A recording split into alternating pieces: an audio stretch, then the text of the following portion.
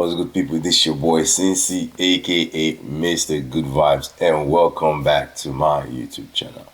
Yeah, I know the market has been super volatile, especially with the fact that the Feds have finally released their Fed reports based on the rate cuts, and they did 50 BPS.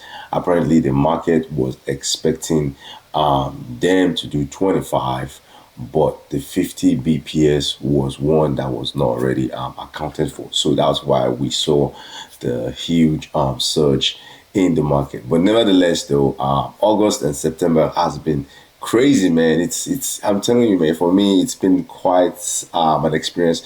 In fact, Forex has been so crazy, it's been so sideways that I just had to just leave Forex for some time and focus more on the indices, and those were actually making me money because I figured I could take advantage of that volatility in those indexes and make some quick from some quick profit, so that's been good. But the market seems to be trending back up, especially with this new news by the Feds, and it seems like that has been holding the market on the chokehold. But now things are looking good. The Forex is back in the game. I'm back into Forex, and things are just beginning to trend. But don't let me blab too much.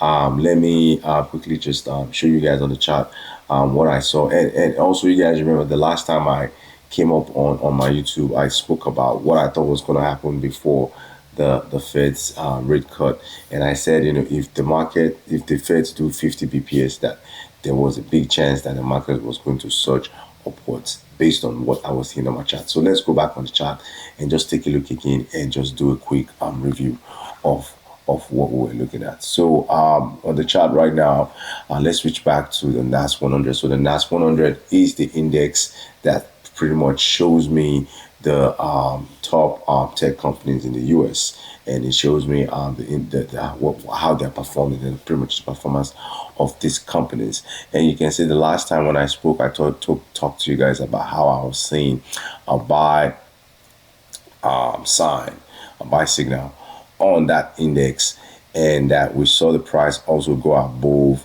the baseline. And prior to the Fed news, so the Fed news was somewhere, I believe the Fed news came up on this candle, right? This was the candle on the Wednesday, on the 18th. So I've been kind of monitoring this index. I saw it just literally find support on this baseline, because if you're buying, then you always want the candle to be above the baseline, and if you're selling in this particular case, then you want the price to be below the baseline. So I saw it kind of like closed above this baseline prior to the news. So I was like, okay, you know what? I think it's time for us to start buying some calls, also start buying some positions here. So this was a good place to actually pick up the indices.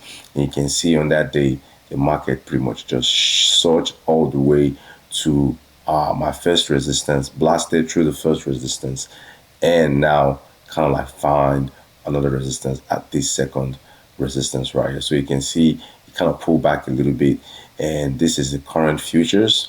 You can see it's a little bit red, it's pulling back. I don't know, there's a big chance that they could flush it back down to this support level, which was a resistance before.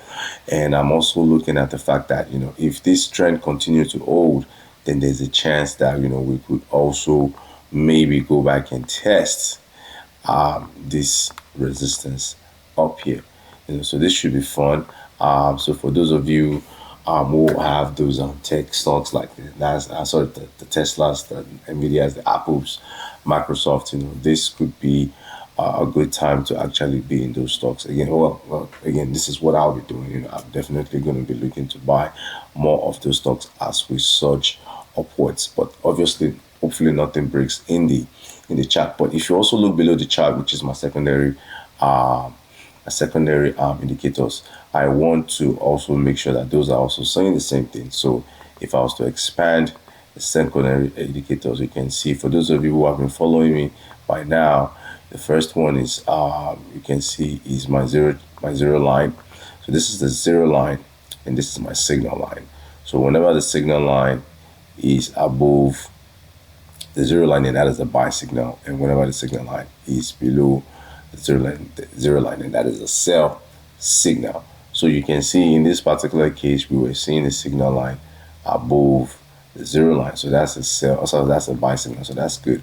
You can also see that my two line cross was also showing, the green line above the red line. So that's a buy signal as compared to if it was a red above the green, then that would be a sell.